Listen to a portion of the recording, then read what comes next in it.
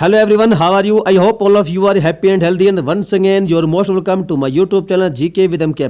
तो फ्रेंड्स, पिछले 15 सालों से जो क्वेश्चंस बार बार रिपीट हो रहे हैं रेलवे ग्रुप डी के एग्जाम में, उनमें से कुछ चुनिंदा छांट कर प्रश्न आपके सामने लाए गए हैं इस वीडियो में।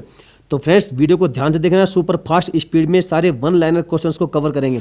तो चलिए वीडियो को शुरू करते हैं। पहला क्वेश्चन इस प्रकार से है कि किस देश की स्थल सीमा सर्वाधिक देशों के साथ में लगती है? तो इसका राइट आंसर है चीन।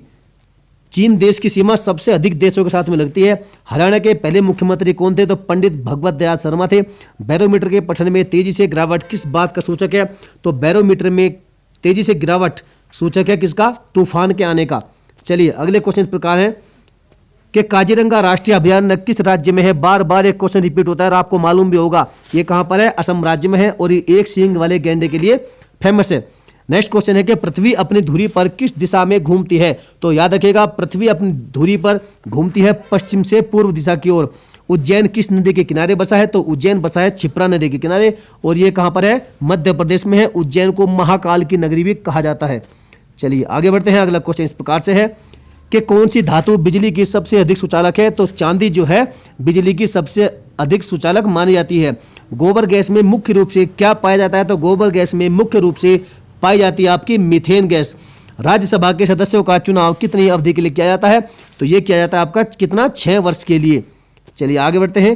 फ्रेंड्स, ये क्वेश्चंस वे हैं जो बार बार रिपीट होते हैं, आप बस ध्यान से देखना वीडियो को। हिंदी भाषा की लिपि कौन सी है? तो हिंदी भाषा की लिपि है आपकी देवनागरी लिपि। हमारी आकाश गंगा का नाम क्या है? तो याद रखिएगा, हमारी आकाश गंगा का नाम है दुग्ध मेखला या फिर जिसे हम कहते हैं मिल्की वे। हिंदी भाषा का पहला समाचार पत्र कौन सा था? तो हिंदी भाषा का पहला समाचार पत्र था उदंत मार्तंड। याद रखिएगा, ये क्वेश्चन भी बार बार पूछा जाता है। चलिए अगला क्वेश्चन है कि तुलसीदास कृत रामचरितमानस हिंदी भाषा के में किस बोली में लिखी गई है? तो ये लिखी गई है आपकी अवधी भाषा में। हरियाणा के राज्य कवि कौन कहलाते हैं? तो उदय भानु हंस कहलाते हैं हरियाणा के राज्य कवि। आधुनिक ओलंपिक खेलों की शुरुआत कब और कहां से हुई थी? तो ये हुई थी आपकी एथेंस यूनान से। 1896 ईस्वी से शुरुआत इसकी हुई थी। किसकी? आधुनिक ओलंपिक खेलों की। अगला क्वेश्चन है कि भारत ने किस खेल में ओलंपिक खेलों में 8 बार स्वर्ण पदक जीता है? तो किस खेल में जीता है? हॉकी में जीता है भाई साहब। और हॉकी हमारा क्या है? राष्ट्रीय खेल है। भारत ने आखिरी बार हॉकी में स्वर्ण पदक कब और कहां जीता था? तो ये मास्को में जीता था सन 1980 में। ओलंपिक खेलों का आयोजन कितने वर्षों के बाद होता है? तो 4 वर्षों के बाद होता है ओलंपिक खेलों का आयोजन। आगे बढ़ते हैं। अगला क्वेश्चन है कि अंतर्राष्ट्रीय ओलंपिक समिति का मुख्यालय कहां पर स्थित है? तो अंतर्राष्ट्रीय ओलंपिक समिति का मुख्यालय फ्रेंड्स लुसान में। और लुसान कहां पर है? आपका स्विट्जरलैंड में है। ओलंपिक ध्वज में कितने गोले होते हैं? तो आप सभी ने देखा होगा, इसमें 5 गोले होते हैं जो कि 5 महाद्वीपों को दर्शाते हैं। अगला क्वेश्चन है कि एक ओलंपिक में सर्वाधिक स्वर्ण पदक जीतने वाले खिलाड़ी कौन है? तो ये हैं आपके माइकल फेल्प्स और ये कहां के हैं? ये अमेरिका के निवासी हैं। इन्होंने अब तक कुल 23 स्वर्ण पदक जीते हैं। कितने? 23। चलिए आगे बढ़ते हैं। अगला क्वेश्चन है भारत में ओलंपिक खेलों की पहली बार किस वर्ष भाग लिया था? भारत ने ओलंपिक खेलों में पहली बार किस वर्ष भाग लिया था? तो ये लिया था सन 1900 ईस्वी में। ओलंपिक खेलों में पदक जीतने वाली पहली भारतीय महिला थी कर्णम मल्लेश्वरी। प्रसिद्ध झंडा गीत झंडा ऊंचा रहे हमारा की रचना की थी श्यामलाल गुप्त पार्षद ने। चलिए फ्रेंड्स आगे बढ़ते हैं। सारे questions most important friends, video को बस आप ध्यान से देखना। अगला क्वेश्चन है कि पशुओं में मिल्क फीवर बीमारी किसकी कमी के कारण होती है? जो मिल्क फीवर बीमारी होती है पशुओं में, वो होती है कैल्शियम की कमी से। मनुष्य के शरीर के किस अंग द्वारा यूरिया को रक्त से फिल्टर किया जाता है? तो गुर्दे के द्वारा किया जाता है। भारत रत्न उस्ताद बिस्मिल्लाह खान किस वाद्य यंत्र के वादन में विख्यात रहे हैं? तो ये रहे भाई साहब शहनाई के वादन में। चलिए आगे बढ़ते हैं। अगला क्वेश्चन इस प्रकार से है कि किस एकमात्र भारतीय को अर्थशास्त्र में नोबेल पुरस्कार मिला है? तो ये मिला है किसे? प्रोफेसर अमर्त्य सेन को मिला है। भारत के अंतिम गवर्नर जनरल कौन थे? भारत के अंतिम गवर्नर जनरल थे सी राजगोपालाचारी। कौन थे? सी राजगोपालाचारी। भिलाई इस्पात संयंत्र का निर्माण किस देश के सहयोग से किया गया था? तो ये किया गया था रूस के सहयोग से भिलाई इस्पात संयंत्र का निर्माण। अगला क्वेश्चन इस प्रकार से है कि उत्तरी ध्रुव में भारत के अनुसंधान केंद्र का नाम क्या है? तो हिमाद्री इसका नाम है। किसका? उत्तरी ध्रुव में जो भारत का अनुसंधान केंद्र है उसका नाम है हिमाद्री। विश्व में माउंट एवरेस्ट पर चढ़ने वाली प्रथम महिला कौन थी? तो ये थी जुंको तबाई। ये जापान की रहने वाली थी। पीलिया किस अंग का रोग है? तो पीलिया लीवर या यकृत का रोग है पीलिया। आगे बढ़ते हैं, अगला क्वेश्चन इस प्रकार से है, क्वेश्चन नंबर 34 है कि क्लोरोफिल का खनिज घटक क्या है। तो क्लोरोफिल का खनिज घटक है मैग्नीशियम। बार बार रिपीट होता है। किसने सर्वप्रथम अशोक के शिलालेखों को पढ़ा था? तो जेम्स प्रिंसटन ने पढ़ा था पहली बार। किस बौद्ध भिक्षु के प्रभाव में अशोक ने बौद्ध धर्म ग्रहण किया था? तो उपगुप्त नामक बौद्ध भिक्षु के प्रभाव में आकर अशोक ने बौद्ध धर्म को ग्रहण कर लिया था। अगला क्वेश्चन है कि कौन सा मुगल बादशाह अशिक्षित था अर्थात अनपढ़ था? तो वो था अकबर। नेक्स्ट क्वेश्चन, गदर पार्टी का संस्थापक कौन था? तो गदर पार्टी के संस्थापक थे लाला हरदयाल।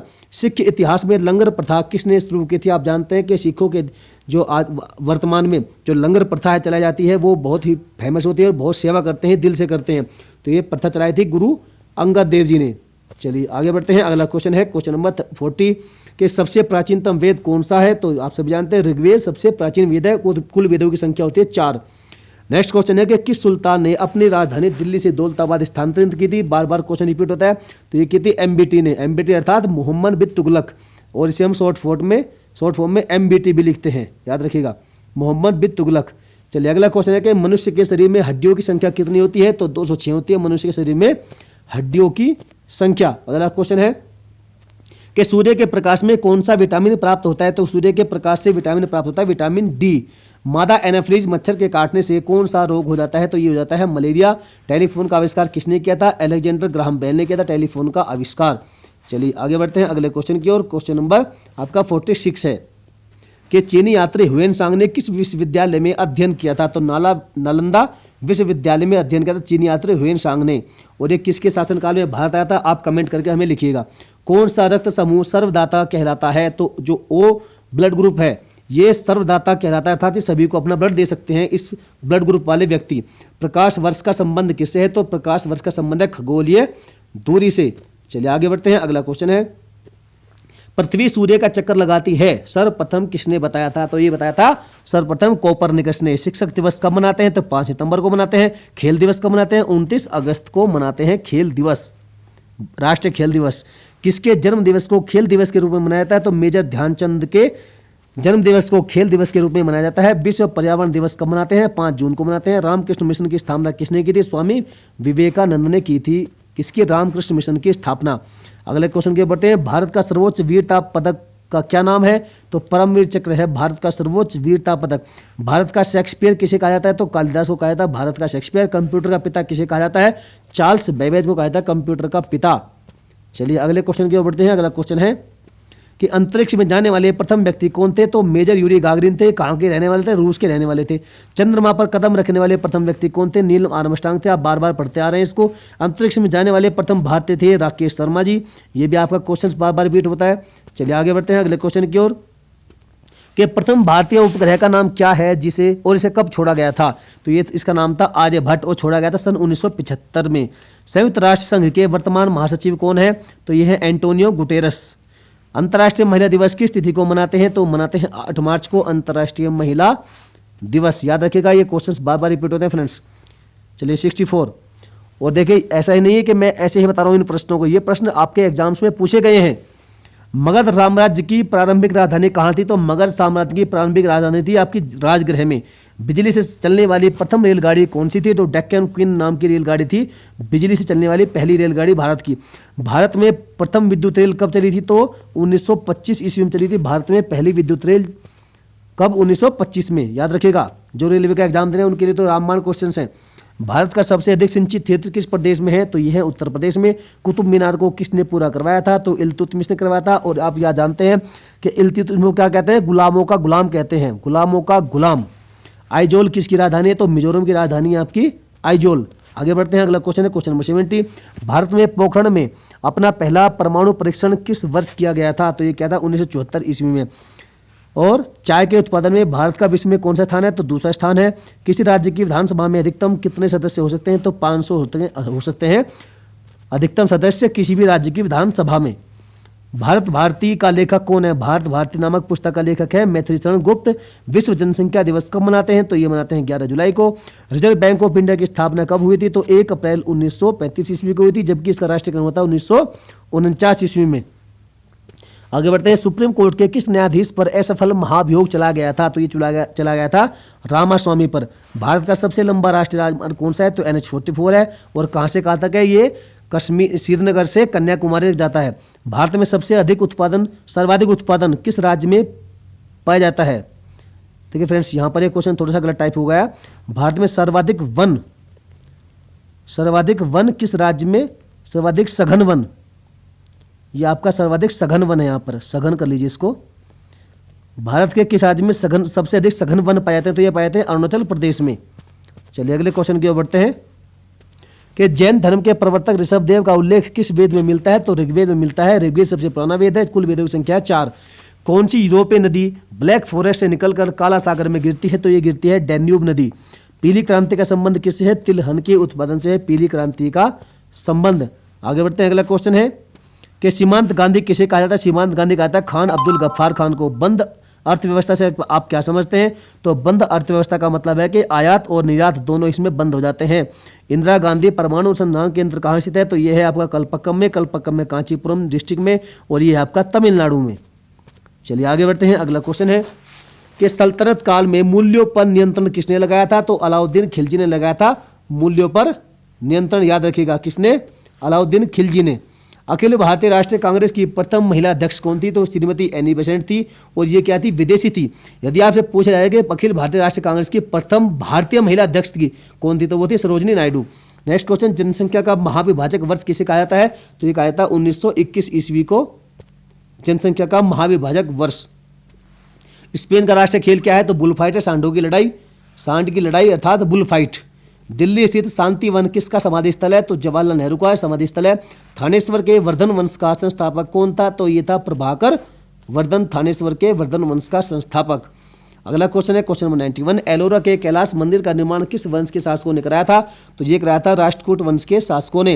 अंग्रेजों के द्वारा बनाई गई योजना जिसका नाम था ऑपरेशन जीरो आवर, ये क्या थी?